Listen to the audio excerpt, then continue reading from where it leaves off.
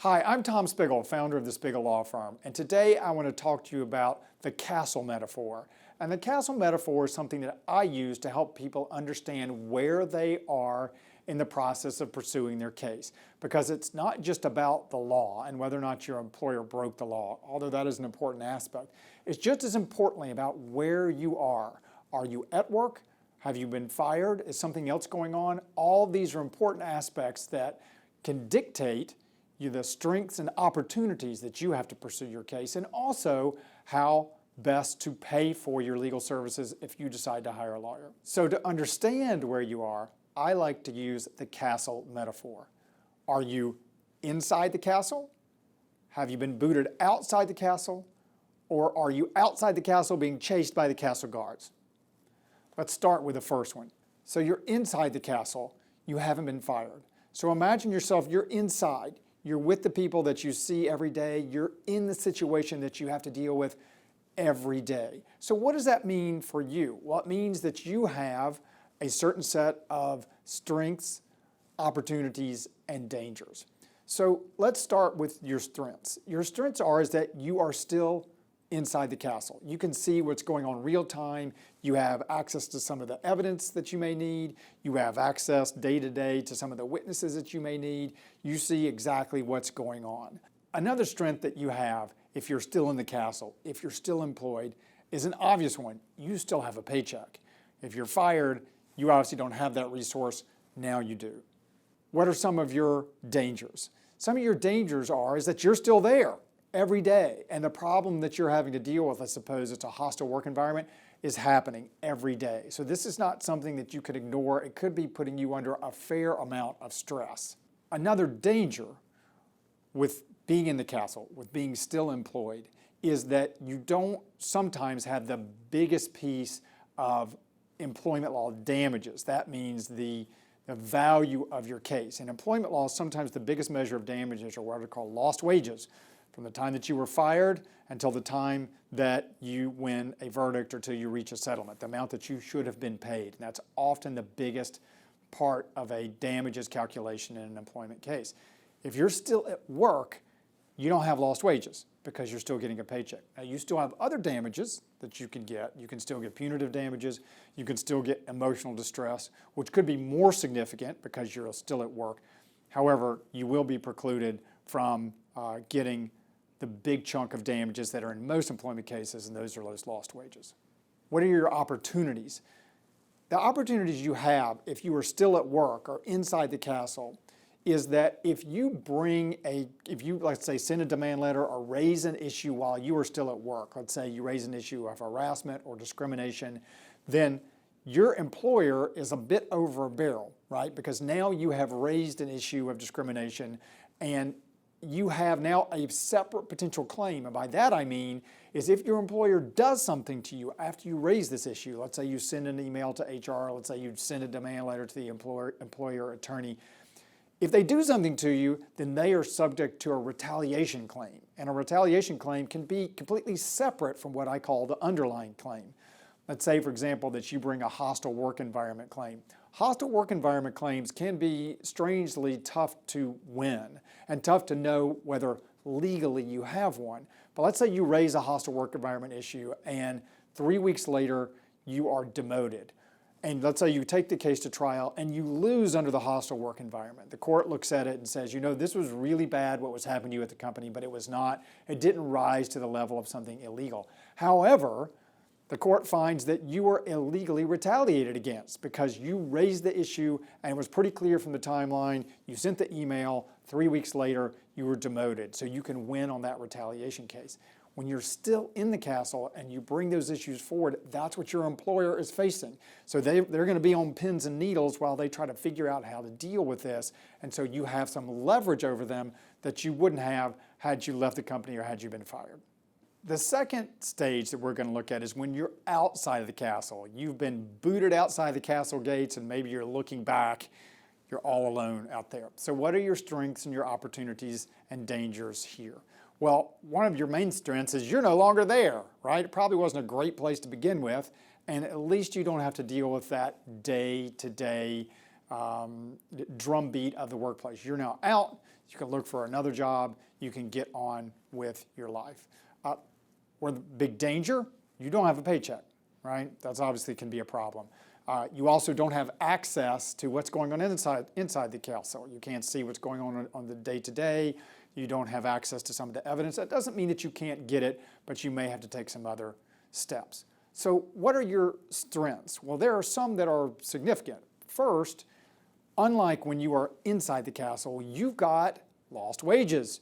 You've been fired, that clock is ticking. And as I mentioned earlier, that can be the biggest element of damages in most employment law cases. So that is mounting for you. So that is a strength.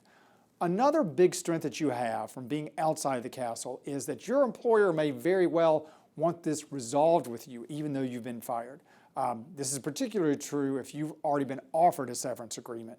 But even if you haven't, there's a possibility that you could get one. And the reason is that the employer would like to tie a bow around this relationship. And by that I mean they want to protect the company from things that may have been illegal that they don't even know happened, right? Lost wages, discrimination, harassment, things that the company itself may not even be aware of.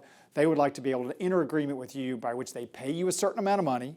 They get what's called a release of all claims. You can't sue them for any reason. Now, of course, if you have good claims, if something has happened, if there has been discrimination and the company is aware of it, there's a value to those, and the company may be willing to give you a severance agreement to get you to release those claims.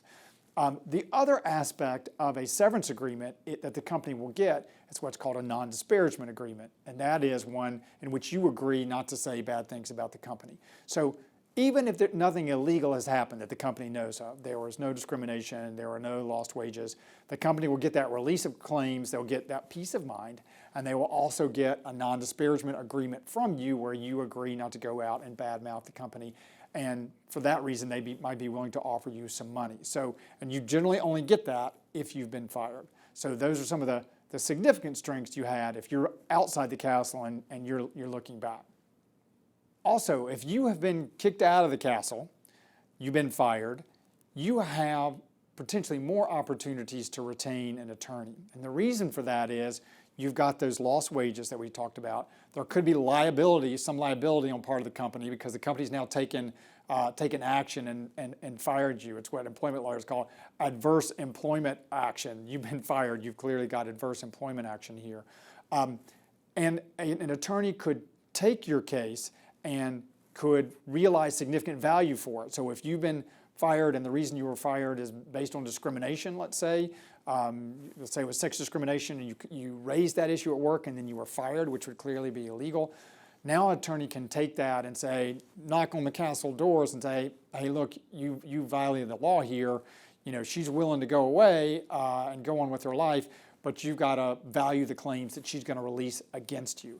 And those kinds of cases are more likely to get what we call a contingency fee offer, and that is an offer from an attorney to represent you and only get paid if there is a recovery or a settlement. That is less likely to happen if you're inside the castle and you don't have those lost wages. Now let's talk about the third aspect of the castle metaphor, and that is you're outside of the castle and you're being chased by the castle guards. Now, these types of situations usually come up when there's been a breach of contract. You know, let's say you were a doctor or a dentist with a practice and you left and they're arguing that you broke their contract with the practice. You've got a non-compete agreement that you've signed where you agreed not to take a job with a competitor or take a position that would involve competing with your prior employer. And you've done that. Your employer is saying, hey, you've breached this agreement. And so they're sending the castle guards after you. Well, what are the strengths, the opportunities, and dangers with that one? Well, let's start with an obvious danger, and that is you're being chased by the castle guards, which is, you know, you're on the defensive here. You're not on the offense as you were in these other two examples. One of the strengths is that the employer has to pay these guards to chase you. So yes, you're on the defensive. Yes, there's a possibility they could bring legal action against you, but this is a cost for the employer. So if you get a saber-rattling letter from your former employer saying, hey, we're going to do this, that, and the other to you, the truth is that often is a negotiation tactic because they really don't want to or perhaps even plan to spend the attorney's fees because they're going to have to hire their own lawyer to chase you down. Now, you can't count on that exclusively. Employers will sometimes bring lawsuits to enforce non-compete agreements, to enforce breach of contract arrangements, but you do have an opportunity to use that leverage against them, the fact that they're going to have to pay their own counsel to come after you. So what are some of the opportunities that you have? You have an opportunity to settle with them, to engage in a dialogue. Let's say it's a non-compete agreement. You can say, you know, I disagree with this letter that you sent me, that I'm violating this, but let me tell you about what I'm doing at this new employer and the reasons that I think that it's not competing with your organization in an attempt to settle it. What does this mean in terms of your ability to hire an attorney? Under these sorts of arrangements, you're almost never going to get a contingency fee arrangement. It's a defensive posture that you find yourself in. You're going to have to hire an attorney and pay him or her at an hourly rate to represent you. The fourth and final part of the castle metaphor involves claims that don't neatly fit with any of those buckets. Let me give you one, a wage and hour claim. So you are not being paid properly for overtime. You're not being paid minimum wage. It doesn't matter if you're inside the castle or outside the castle. Those damages, the wage violations kick in no matter where you are.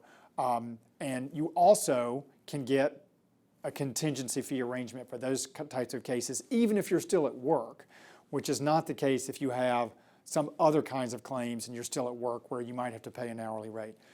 A second type of claim that you might have that doesn't fit neatly into one of those boxes is a whistleblower claim, particularly if it doesn't involve your activity. So you know of wrongful actions by the company that don't really involve you. Let's say, for instance, you go by the printer one day and you pick up some material that you think is yours and you realize it's actually a printout that shows that the company, let's say it's a government contractor, and it's overcharging, knowingly overcharging the government by a significant amount of money. Well, now you have information that can bring rise to a whistleblower claim. That is, you can go to a government organization, whether it's the SEC or some other branch of the federal government, and say, I am aware of this illegal activity, and you can get a reward for bringing that information up, a certain percentage of the money that the government would save. If you have that kind of information, it doesn't really matter if you're inside the castle or outside the castle. That's valuable information, and you could still get a contingency fee arrangement if you have a viable whistleblower case. So those are the two that really don't fit neatly in that castle metaphor, that no matter where you are in your employment relationship, you can probably find an attorney to help you because they can be very valuable cases. In sum, where you are in your employment relationship, are you still at work?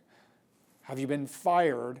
Are you being pursued by your employer? Can dramatically affect your ability to pursue your claim and your ability to pay for legal services to do so.